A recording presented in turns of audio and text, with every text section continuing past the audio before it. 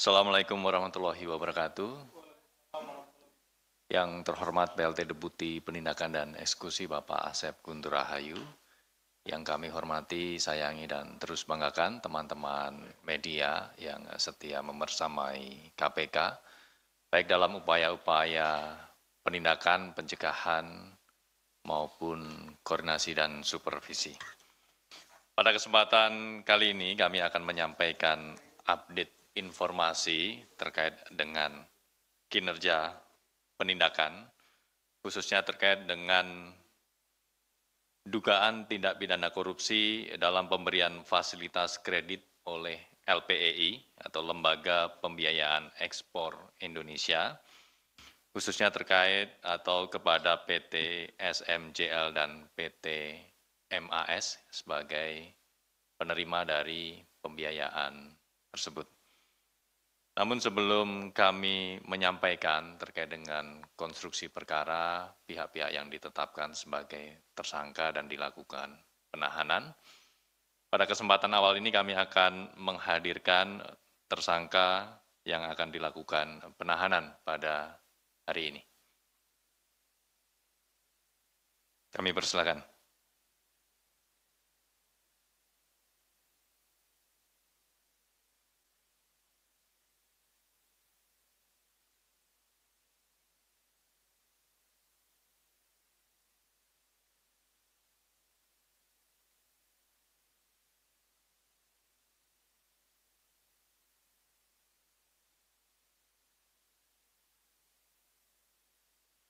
Cukup teman-teman? Baik, terima kasih. Bisa kembali ke tempat.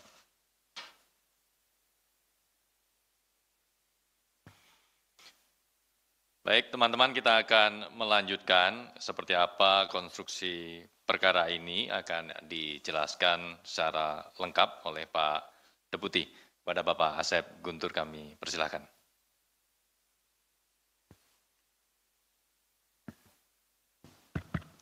Terima kasih Mas Jubir.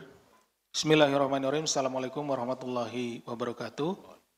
Selamat malam dan salam sejahtera bagi kita sekalian. Yang saya hormati Mas Jubir, yang saya cintai, saya hormati, saya banggakan rekan-rekan jurnalis yang tidak kenal lelah membersamai kami untuk menegakkan hukum tindak pidana korupsi.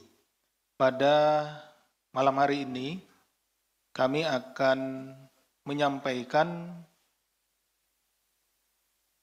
konvers terkait dengan penahanan tersangka dugaan tindak pidana korupsi pemberian fasilitas kredit oleh Lembaga Pembiayaan Ekspor Import atau LPI kepada PT SMJL dan PT MAS.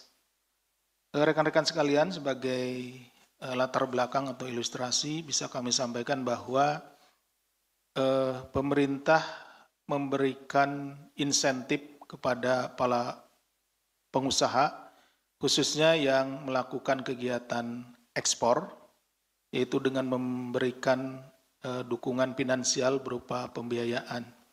Tetapi niat baik pemerintah pada kenyataannya tidak disambut dengan benar atau tidak dilakukan dengan cara-cara yang benar, bahkan sejumlah dana yang pemerintah sediakan untuk mendukung para pengusaha yang bergerak di bidang ekspor ini justru digunakan untuk kegiatan-kegiatan lain, kepentingan pribadinya, dan juga bahkan kegiatan yang melanggar hukum, yaitu ada digunakan untuk perjudian. Sehingga hal ini tentu sangat merusak, khususnya terkait dengan masalah perekonomian. Dalam hal ini adalah terkait dengan masalah ekspor. Jadi pada kesempatan malam hari ini kami melanjutkan kembali, ini udah yang kesekian kalinya dalam penanganan tindak pidana korupsi terkait dengan pendanaan atau pembiayaan dari LPI ini, menetapkan tersangkanya dan mudah-mudahan ini juga menjadi awal dalam penegakan hukum tindak pidana korupsi khususnya terkait dengan masalah pemberian dana untuk ekspor. Baik, saya lanjutkan bahwa pada hari ini Kamis tanggal 28 Agustus 2025 Komisi Pemberantasan Korupsi akan menyampaikan perkembangan penyidikan perkara dugaan tindak pidana korupsi terkait pemberian fasilitas kredit oleh Lembaga Pembiayaan Ekspor Indonesia.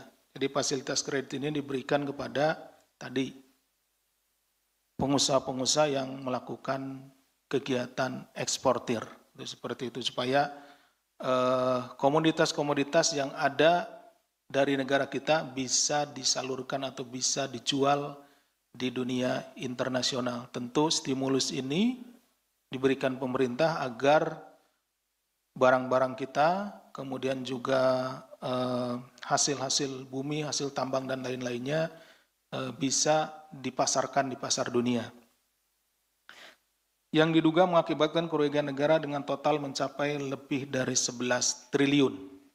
Ya, ini kerugiannya sangat besar, 11 triliun yang seharusnya digunakan untuk mendorong ekspor, ya, sehingga komoditas-komoditas yang ada di dalam negeri ini yang awalnya dari UMKM, kemudian juga dari barang tambang dan lain-lainnya, gitu ya, itu bisa dipasarkan di pasar dunia, sehingga ekonomi kita, negara kita menjadi lebih maju. Tetapi diselewengkan dan akhirnya menimbulkan kerugian lebih dari 11 triliun.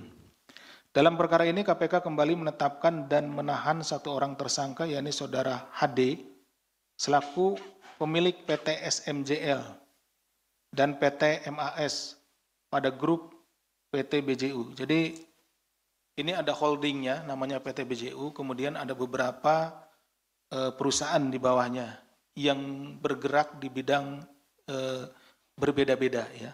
Ada yang perkebunan sawit, kemudian juga ada yang pertambangan batu bara sebagai penerimaan manfaat dari kredit LPEI. Jadi dua perusahaan ini kemudian karena komoditasnya diekspor, ya, hasil dari sawit kemudian diekspor juga, kemudian batu bara diekspor juga, diberikan insentif tadi berupa kredit dari Lembaga Pembiayaan Ekspor Indonesia. Dalam perkara ini juga KPK telah menetapkan 5 orang tersangka lainnya, yakni Saudara DW, AS, JM, MN, dan SMD pada bulan Maret 2025. Adapun konstruksi perkaranya sebagai berikut. Saudara HD selaku pemilik PT SMJL dan PT MAS diduga melakukan pertemuan dengan Saudara KW selaku Kadip Pembiayaan 1 dan Saudara DW selaku Direktur Pelaksana 1 LPEI untuk membahas dan memuluskan pencairan fasilitas kredit oleh LPEI. Jadi secara singkat bahwa modusnya adalah ada permainan di antara si pengaju kredit yang mengajukan kredit dengan si pemberi kredit dari pihak perusahaan-perusahaan ini dengan pihak LPEI, seperti itu. Dalam pertemuan tersebut, Saudara HD menyampaikan kebutuhan penambahan fasilitas pembiayaan baru dan tambahan untuk PT SMJL yang bergerak di bidang perkebunan kelapa sawit dan PT MAS yang bergerak di bidang tambang. Permohonan tersebut ditanggapi positif oleh Saudara DW, ini Saudara DW ini dari LPI, yang selanjutnya memerintahkan Saudara KW untuk memproses pemberian pembiayaan melalui pengkondisian pengajuan memorandum analisis pembiayaan atau MAF atas perusahaan milik Saudara HD.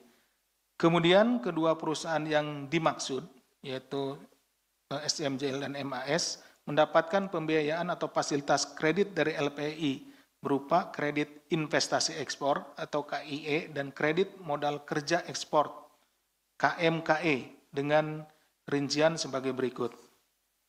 Periode Oktober 2014 hingga Oktober 2015 selama 1 tahun, PT SMJL mendapatkan fasilitas kredit investasi ekspor sebanyak 2 kali dengan total mencapai 950 miliar rupiah untuk refinancing kebun kelapa sawit dengan luas lahan inti sekitar 13.075 hektar di Kabupaten Kapuas, Kalimantan Tengah dengan jangka waktu 9 tahun sejak November 2014 sampai dengan 25 Oktober 2023. Sementara PT SMJL mendapat KMKE senilai 115 miliar rupiah yang diperuntukkan untuk refinancing kebun kelapa sawit milik PT SMJL. Kemudian untuk PT MAS pada April 2015 mendapatkan fasilitas dari LPI sebesar 50 juta US dollar atau kalau dirupiahkan di kurs pada tahun 2015 sekitar 670 miliar rupiah. Bahwa dalam pemberian fasilitas pembiayaan kepada PT SMJL diketahui adanya niat jahat dari para pihak baik debitur maupun kreditur sebagai berikut. Dari pihak debitur ketika mengajukan kredit itu agunannya kelapa sawit yang diagunkan dari PT SMJL itu kelapa sawitnya ternyata berada di kawasan hutan lindung dan hutan konservasi. Sehingga izin pembukaan lahan dan izin usaha perkebunan itu telah dicabut karena tidak sesuai, kan tidak boleh kalau di hutan lindung. Ya. Tapi dari si pihak kreditur ini LPI tidak juga melakukan pengecekan gitu ya. Ya, seharusnya ketika diajukan agunan gitu ya, dicek dong. Jangankan yang besar, yang minjam misalkan hanya berapa puluh juta saja, agunannya atau jaminannya itu selalu dicek, dilihat, dikonfirmasi, baik ke lihat wujudnya, fisiknya, kemudian juga ke aparatur pemerintahan setempat, apakah benar kepemilikannya dan lain-lainnya. Ini LPI akan memberikan kredit sebesar 950 miliar kepada SMJL ini. Tapi agunannya sama sekali itu enggak dicek gitu ya. Seperti itu. Jadi jelas di sini ada kekeliruan. Kemudian dari pihak kreditur memproses MAP PT SMJL untuk memenuhi prosedur pembiayaan dan menyetujuinya tanpa menerbitkan memorandum keputusan pembiayaan. Padahal diketahui bahwa isi dari MAP tersebut dengan sengaja mengabaikan ketentuan dan prinsip-prinsip pembiayaan yang telah diatur. Jadi tadi harusnya dicek dulu kelengkapannya dan lain-lain, ini tidak dicek. Kenapa? Karena di awal memang sudah ada pertemuan di antara mereka. Ada pertemuan dulu, ada deal dan yang lain-lain. Nah kemudian ya pada saat pengajuan sudah tidak lagi dilakukan pengecekan. Sementara terkait dengan PT MAS diketahui tidak layak mendapatkan pembiayaan sebesar 50 juta dolar. Karena pertama alasannya, ya ini terjadi pembiayaan secara besar-besaran kepada BJU Group gitu ya, exposure. Jadi artinya ke BJU Group ini kan tadi ada diantaranya ada 2 perusahaan, SMJL dan PT MAS. Ke SMJL saja sudah diberikan itu 950 miliar dan itu baru diberikan gitu ya. Belum ketahuan bagaimana nanti berjalannya dan lain-lainnya gitu. Tetapi ketika hampir waktu yang bersamaan kemudian mengajukan salah satu PT lagi yaitu PT MAS diberikan juga gitu. Disetujui juga sebesar 50 juta dolar. Seharusnya ditunggu dulu karena perusahaan yang melaksanakan ekspor tidak hanya BJU Group miliknya HD ini, tapi banyak juga perusahaan lain yang melakukan ekspor. Nah, bahkan UMKM pun juga melakukan ekspor gitu, barang-barang merchant dan lain-lain ya, ukir-ukiran dan lain-lain itu yang dibuat oleh masyarakat dengan biaya yang kecil, tetapi kemudian diekspor. Seperti juga di Bali, kemudian juga di beberapa tempat di Jawa, di Jepara, dan lain-lain kerajinan-kerajinan gitu ya. yang diekspor itu membutuhkan biaya sebetulnya, dukungan. Tapi ini yang satu perusahaan sudah diberi, tetapi kemudian perusahaan yang ada dalam satu grupnya kemudian diberikan juga. Ini kan mengakibatkan PT BJU ini dimungkinkan tidak mampu untuk membayar gitu. Yang 950 aja belum ketahuan seperti apa. Kemudian proyeksi cash flow PT MAS dari tahun 2016 sampai 2019 terkait penjualan tambang itu berpotensi mengalami kerugian. Ya, harusnya juga perusahaan yang akan diberikan kredit itu dilihat neraca pendapatan dari perusahaan tersebut, dilihat cash flow-nya, dilihat pemasukan juga pengeluarannya. Nah ini setelah kita lihat cash flow-nya, di rentang waktu 2016-2019 itu sebetulnya perusahaan PT MAS ini berpotensi mengalami kerugian gitu. Tapi tetap diberikan pinjaman sebesar 50 juta dolar. Kemudian pihak LPI sebagai kreditur melakukan penghitungan cash flow berdasarkan hasil konsolidasi dengan grup PT BJU. Jadi di grup ini kan banyak perusahaan-perusahaan. Kalau dikonsolidasi secara keseluruhan memang kelihatannya positif. Tetapi kan yang mau diberi pinjaman itu adalah PT MAS. Harusnya fokus kepada perusahaan yang akan diberikan pinjaman. Karena nantinya juga pada saat pembebanan, penagihan, dan lain-lain itu tentu akan dibebankan kepada PT MAS. Dan yang terakhir adalah pihak PT LPI memasukkan PT KPN yang belum beroperasi dan baru pada tahap akuisisi oleh PT BJU ke dalam analisa proyeksi. Ini juga nih, ada perusahaan yang baru masuk, kemudian sudah dihitung merupakan bagian dan lain-lain. Dalam prosesnya diketahui saudara HD tidak menggunakan pembiayaan dimaksud sepenuhnya untuk kebutuhan dua perusahaan miliknya, melainkan digunakan untuk kepentingan pribadi, seperti pembelian aset, kendaraan, kebutuhan keluarga, hingga bermain judi. Nah ini ya yang ironis gitu.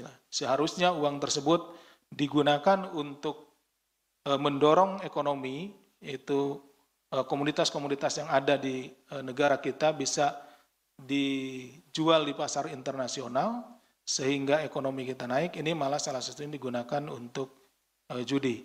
Itu hitung-hitungan dari berdasarkan keterangan yang bersangkutan dan juga informasi yang kami terima hampir mencapai 150 miliar yang digunakan untuk berjudi tersebut. Kemudian yang lainnya diperuntukkan untuk kebutuhan operasional SMNJL hanya sebesar 17 miliar. Jadi dari 950 miliar yang benar-benar digunakan hanya 17 miliar atau 3,01% dari pinjaman ya, dananya itu. Nah, ini juga seharusnya pada saat pelaksanaannya pihak LPI melakukan pemeriksaan, melakukan pengecekan apakah benar uang yang atau pinjaman yang diberikan itu digunakan sesuai dengan peruntukannya. Tetapi sampai dengan kemudian kreditnya ini macet, itu ya baru setelah macet baru dilakukan pengecekan dan lain-lain. Sedangkan untuk PT MAS yang digunakan dari 50 juta dolar hanya 8,2 juta dolar atau sekitar 110 miliar saja. Ya kalau dikuruskan di 2015 atau 16,4%. Ironis, ya di bawah 20%. Apalagi yang pertama di bawah 10%, di bawah 5%, hanya 3,1% gitu. Nah, ini memang ini perusahaan ini pada akhirnya akan diumpankan gitu ya. Artinya diumpankan itu untuk menarik pinjaman, pinjamannya tidak digunakan untuk operasional perusahaan tersebut, kemudian dibiarkan supaya perusahaan itu menjadi bangkrut dan nanti difailitkan. Seperti itu ya modusnya. LPI kemudian mau menarik agunannya menjadi tidak bisa. Kenapa? Karena tadi lahan yang diagunkan juga itu belum terbit surat-suratnya dan itu berada di wilayah hutan lindung seperti itu. Tim penyidik KPK juga telah melakukan penyitaan aset berupa uang tunai, tanah bangunan, kendaraan bermotor, perhiasan, tas mewah, dan barang-barang mewah lainnya sehingga totalnya mencapai 540 miliar. Ini masih kecil, segini ya. Kenapa? Karena berdasarkan hitungan yang kami lakukan, hitungan kasar ya, dari jumlah kredit-kredit yang diberikan, itu uang yang masuk kepada dua PT ini, SMJL dengan PT Mas, atau kepada saudara HD ini sekitar 1,7 triliun. Gitu ya. Jadi ini 540 ini masih kecil. Atas perbuatan tersebut, tersangka HD disangkakan melanggar pasal 2 ayat 1 atau pasal 3 Undang-Undang Nomor 31 Tahun 99 tentang pemberantasan tindak pidana korupsi sebagaimana telah diubah dengan Undang-Undang Nomor 20 Tahun 2001 tentang perubahan atas Undang-Undang Nomor 31 Tahun 99 tentang pemberantasan tindak pidana korupsi junto pasal 55 ayat 1 ke 1 KUHP. Demikian yang bisa kami sampaikan. Kami kembalikan kepada Mas Jubir. Terima kasih. Assalamualaikum warahmatullahi wabarakatuh. Assalamualaikum. Baik, terima kasih Pak Deputi yang telah menjelaskan secara lengkap terkait dengan penahanan tersangka dalam perkara terkait pemberian fasilitas kredit oleh LPEI kepada PT SMJL dan PT MAS, di mana dalam penahanan kali ini dilakukan terhadap tersangka HD. Adapun penahanan dilakukan untuk 20 hari ke depan, menambahkan tadi yang disampaikan Pak Deputi, penahanan dilakukan mulai tanggal 28 Agustus hingga 16 September 2025. Penahanan dilakukan di rutan KPK Gedung Merah Putih. Baik, teman-teman, kita akan buka sesi tanya-jawab, sesi pertama terkait dengan perkara ini. Mbak Sasya, Mas Mario. Sepertinya dua sudah mewakili ini kayaknya. Silakan Mbak Sasya. Selamat malam Pak Asep, Mas Budi. Penasaran aja sih yang soal judi itu. Itu judinya tuh apa sih Pak? Maksudnya main di kasino kah di luar negeri atau judol gitu? Itu aja sih Pak. Mungkin ada penjelasan lebih komprehensif soal bermain judi itu Pak, karena kan kacau banget ya. Ya. Itu, makasih Pak. Baik, terima kasih Mbak Sasya. Lanjut Mas Mario. Iya, terima kasih. Saya mau nanya soal kasus ini. Itu kan sebenarnya awalnya itu kan SMJL ini yang muncul lebih dulu. Betul. Yang diproses di penyelidikan. Tapi mengapa ucuk-ucuk kok Petroenergi, PE. Nah itu apa alasannya? Ini sempat stuck SMJL ini berhenti cukup lama sampai terakhir penggeledahan di Kalimantan yang waktu itu ada miss malah dibilang iya benar OTT padahal mah SMJL yang digeledah waktu itu kan gitu. Itu alasannya apa? Kenapa yang pertama SMJL tapi duluan PE? Nah ini kan dari formatnya itu kan agak belum detil disebutkan total jumlah kerugian negara itu hingga 11 triliun. Nah itu dari mana 11 triliun? Kalau ini dikatakan 1,7 yang sebelumnya mungkin baru hampir 1 atau bahkan 900, ini kan baru 2,5 lah. Nah sisanya yang 8 triliun lagi yang mana nih kerugiannya kan gitu. Oke. Nah terus kemudian pertanyaan selanjutnya, selain PE dan SMJL itu kan diduga debitur satu lagi itu PT RRI. PT RRI ini yang dilihat mungkin lumayan cukup besar gitu loh terkait fasilitas peminjamannya. Nah, apakah ini sudah berjalan prosesnya? Nah, kemudian pertanyaan keempatnya, untuk menuntaskan statementnya Mas Budi kemarin, ini sudah kali ketiga kalau nggak salah. Sekretaris Kemenko Perekonomian. Perkara lain ya, Mas Mario? Atau Hah? gimana? Perkara lain? Atau apa? Atau masih ini? Iya, dengarkan dulu dong Mas. Ya kan saya tahu ini kan Ya, persoalan makanya ini. itu. Ya kan persoalan ini nggak mungkin saya nanya yang lain. Susi itu di Menko Perekonomian, bidang perekonomian diperiksa sudah ketiga kali. Yang kedua itu soal LPIE, kemarin diperiksa lagi. Apakah memang sangkut pautnya itu sehingga dia harus beberapa kali diperiksa dalam kasus LPIE ini? Saudara Susi Wijono Mugiarso. Apa memang ada kaitannya dengan kementerian bidang perekonomian sehingga dia harus beberapa kali diperiksa untuk kasus LPIE ini? Itu aja, makasih. Oke, terima kasih Mas Mario. Silakan Pak Deputi. Terima kasih. Ini dari 2 orang tapi ada 5 pertanyaan. Mewakili 5 orang. Baik, yang pertama dari Mbak Tasya. Tadi disampaikan bahwa salah satu penggunaan dari kredit yang diberikan ke SMJL MAS, dalam hal ini saudara HD ya, saudara HD, itu penggunanya untuk judi. Jadi berdasarkan berbagai keterangan yang kami peroleh, kemudian juga bukti-bukti yang bersangkutan memang menggunakan uang tersebut itu di kisaran atau di tahun 2014 sampai 2016. Nah, waktu itu kan belum booming judol. Ya, jadi yang lain seperti ini nih. Jadi kita juga susuri apakah dia berangkat ke negara tetangga yang paling dekat, yang sebelahnya atau yang sebelahnya lagi. Gitu, seperti atau yang lebih jauh, seperti itu. Jadi yang jelas ini digunakan untuk judi, seperti itu.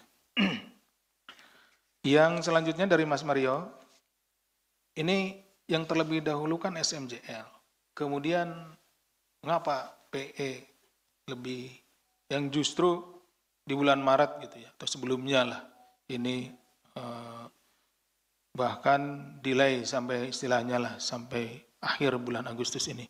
Jadi begini, ternyata SMJL ini ada dalam sebuah holding, yaitu PT besarnya itu BJU, gitu. Kemudian selain SMJL, ternyata dalam waktu yang bersamaan ada PT MAS juga. Nah, sehingga tidak mungkin untuk SMJL ini dibiarkan hanya SMJL-nya yang maju gitu ya. Jadi harus bersama-sama nih, karena si ownernya juga itu sama, HD, gitu ya. Jadi untuk penyidikan perkara yang SMJL ini, akhirnya karena ditemukan PT MAS, ya kita mulai juga dengan MAS, gitu. Disamakan, disatukan, gitu. Karena nanti orangnya, tersangkanya satu orang, HD ini, itu seperti itu.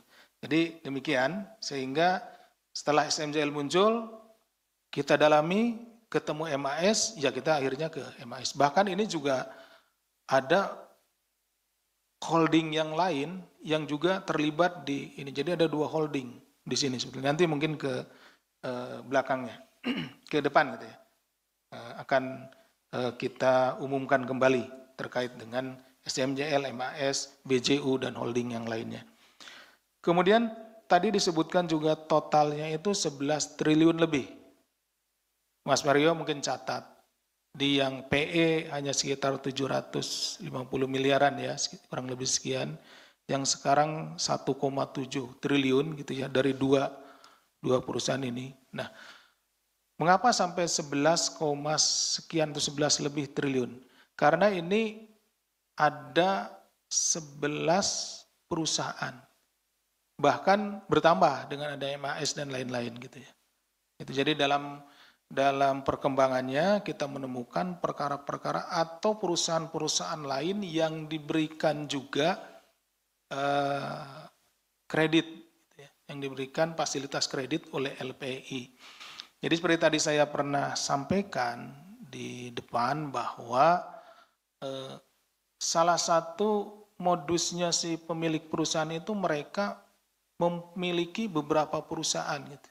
Kemudian dibuat dalam satu holding gitu ya. Perusahaan mana yang kira-kira memang juga sebetulnya perusahaan itu perusahaan yang tidak produktif, lalu dia ajukan untuk mendapatkan pembiayaan atau mendapatkan fasilitas kredit dari LPI dan memang itu hanya digunakan untuk menarik uangnya saja. Dibiarkan, kemudian juga agunannya pun itu agunan-agunan yang memang agunan boleh dibilang ya tidak ada harganya. Tadi misalkan sawit, itu ya, perkebunan sawit.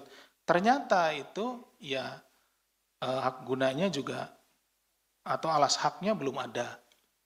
Sawitnya sendiri ada di kawasan hutan lindung. Udah jelas ini sengketa. Tidak akan bisa nanti ditarik kalau misalkan SMJL ini gagal bayar. Seperti itu. Nah, kesalahannya adalah dari pihak si pemberi kredit ini, dia atau orang-orang ini memang karena di awal sudah didekati, sudah dilobi, sudah bertemu. Nah, kemungkinan besar juga nanti kita lihat berapa alirannya yang masuk kepada mereka gitu ya. Seperti itu. Nah, keputusan-keputusan yang mereka lakukan menyimpang dari SOP pemberian kredit itu sendiri. Ya, sehingga tanpa mereka melakukan pengecekan, tanpa melihat bahwa syarat-syaratnya lengkap, langsung diberikan kredit. Seperti itu. Nah, kemudian ini ada perusahaan-perusahaan yang lain yang cukup besar. Nah, ini prosesnya sedang berjalan. Jadi ini kami kalau tidak salah, ingat saya ini dibagi menjadi 4 klaster ya. Ini di SMJL dengan BJU grupnya ada satu klaster, kemudian ada PE dengan beberapa perusahaan yang lain dan ada perusahaan yang lainnya juga. Yang lain sedang berjalan. Kemudian yang keempat, ini ada menyebut nama tadi Mas Mario, saudara SWM ya.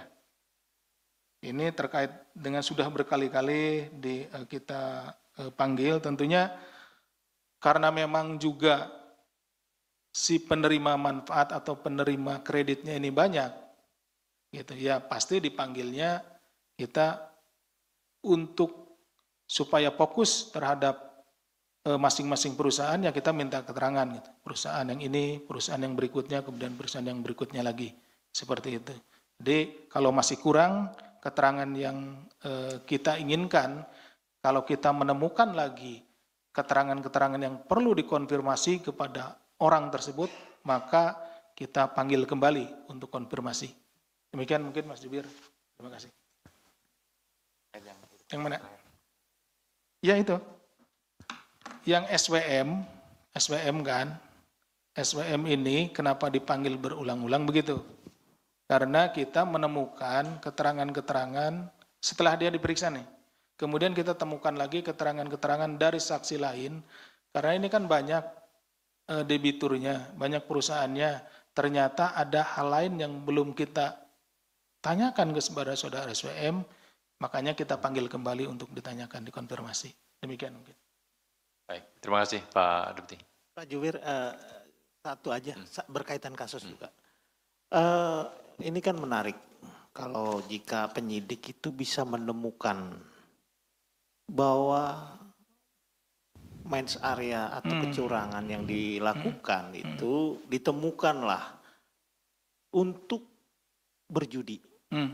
Ini kan menarik. Saya mendapatkan informasi dalam model peminjaman kredit ini ada perusahaan yang ke depan nih ya, ini kan yang baru 2 nih, yang ke depan justru uang yang diterimanya itu untuk pilpres. Nah ini konteks politiknya, jadi memanfaatkan pinjaman yang seakan buat ekspor, tetapi justru untuk pilpres. Dan saya mendapatkan informasinya menang lagi pilpresnya dia pilihannya. Ya, makasih. Terima kasih Mas Mario. Kemungkinan ada ya, semua kemungkinan. Tadi juga kan salah satu kesalahannya adalah dari pihak si pemberi pinjaman, dalam hari ini LPI, tidak melakukan pengecekan penggunaan dari pinjaman yang diberikan. Apakah sesuai dengan peruntukannya atau tidak? Tadi kan ada penggunaannya dari 950 miliar hanya digunakan 17 miliar atau 3,01%. Dari 50 juta dolar US dollar hanya digunakan 8, sekian juta dolar gitu aja. Hanya 17%-nya. Artinya ini sangat jauh gitu. Sangat jauh melenceng dari penggunaan yang seharusnya gitu. Penggunaannya tadi yang melenceng itu ada untuk kepentingan pribadi, beli rumah, beli properti, kemudian yang lainnya termasuk judi, dan kemungkinan besar juga ada tadi. Yang lain-lainnya itu sedang nanti kita coba dalami. Terima kasih informasinya dari Mas Mario. Gitu. Sejauh ini yang baru kita temukan tadi hanya untuk beli properti, rumah, kemudian yang lainnya dan termasuk juga digunakan untuk judi. Oke. Baik, terima kasih Pak Deputi. Selanjutnya kita buka sesi berikutnya untuk perkara lainnya. Silakan Mas Chandra, Mas Keri.